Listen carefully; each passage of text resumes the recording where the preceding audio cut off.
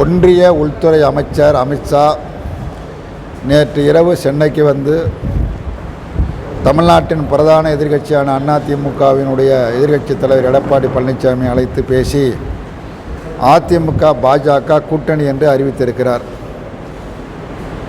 கடந்த மார்ச் 25 எடப்பாடியை அழைத்து பேசினார். எடப்பாடி பழனிசாமி நாங்கள் அரசியல் பேசவில்லை, தமிழ்நாட்டு மக்கள் நலன் குறித்து பேசினோம் என்று அறிவித்தார். பிறகு அமித்ஷா அதிமுகவுக்கும் பாஜக கூட்டணி பேசிக்கொண்டிருக்கிறோம், கூட்டணி உருவாகும், என்டிஏ கூட்டணி தான் 2027 ஆட்சி அமைக்கும் என்று அவர் அறிவித்தார். அடுத்து 28 செங்கோட்டையனை அழைத்து அமித்ஷா பேசினார். தம்பிதுரையை, CV சண்முகத்தையெல்லாம் அழைத்து பேசினார்கள். ஒவ்வொருவரையும் தனித்தனியாக அழைத்து பேசி அதிமுக மிரட்டி பணிய வைத்து இன்றைக்கு கூட்டணி என்று அறிவித்திருக்கிறார்கள். தமிழ்நாட்டிற்கும் தமிழ்நாட்டு மக்களுக்கும் விரோதமாக செயல்படக்கூடிய கட்சி பாரதிய ஜனதா கட்சி, ஜனநாயகத்தில் நம்பிக்கையற்ற கட்சி, சர்வதிகார கொள்கையுடைய கட்சி, பாசிச கட்சி RSSம் அதனுடைய அரசியல் பிரிவான பாஜகவும்.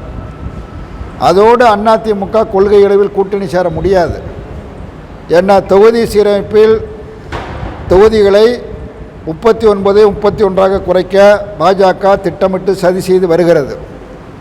தேசிய கல்விக் கொள்கை என்கிற பெயரால் மும்மொழி திட்டத்தை திணிக்க முயற்சிக்கிறது. அதிமுக அதை ஏற்கவில்லை, எதிர்க்கிறது. தமிழ்நாட்டிற்கு வழங்க வேண்டிய 2512 கோடி ரூபாய் நிதியை, கல்வி நிதியை ஒன்றிய அரசாங்கம் கொடுக்க முடியாது என்கிறது, கொடுக்க வேண்டும் என்று அதிமுக சொல்கிறது. மகாத்மா காந்தி வேலை உறுதியளிப்பு திட்டத்தின் கீழ் செய்த பணிகளுக்கு தமிழ்நாட்டிற்கு வழங்க வேண்டிய 4000 கோடி நிதியை ஒன்றிய அரசு வழங்கவில்லை, வழங்க வேண்டும் என்று அதிமுக தெரிவிக்கிறது. அதேபோல் தேசிய பேரிடர் நிதி தமிழ்நாட்டிற்கு வழங்கவில்லை. நிதிநிலை அறிக்கையில் தமிழ்நாடு புறக்கணிக்கப்பட்டிருக்கிறது. எல்லாவற்றுக்கும் மேலாக கடந்த 2 நாடாளுமன்றத்தில் நிறைவேற்றப்பட்ட வக்ஃப் போர்டு திருத்த சட்டத்திற்கு எதிராக அதிமுக இருக்கிறது. எந்த அடிப்படையில் அதிமுக பிஜேபியோடு கூட்டணி சேருகிறது? கொள்கை அடிப்படையில் தான் கூட்டணி சேர முடியும். இது ஒரு சந்தர்ப்பவாத கூட்டணி.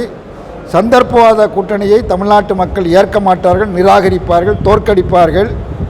திமுக தலைமையிலான மதச்சார்பற்ற முற்போக்கு கூட்டணி 2026 சட்டமன்ற தேர்தலிலும் வெற்றி வாகை சூடும். பாதகம் செய்பவரை கண்டால் நாம் பயம் கொள்ளலாகாது பாப்பா. மோதி மிதித்து விடு பாப்பா, அவர் முகத்தில் உமிழ்ந்து விடு பாப்பா. அண்மை செய்திகளை உடனுக்குடன் தெரிந்து கொள்ள இணைந்திருங்கள் எம் நாடு தொலைக்காட்சியுடன்.